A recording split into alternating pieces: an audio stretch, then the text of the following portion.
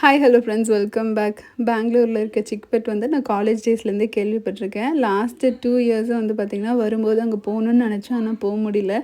இந்த முறை ட்ரிப்பு முடிஞ்சு வந்த உடனே வந்து பார்த்திங்கன்னா நாங்கள் வந்து சிக்பெட்டுக்கு கிளம்பியாச்சு அடுத்த நாள்.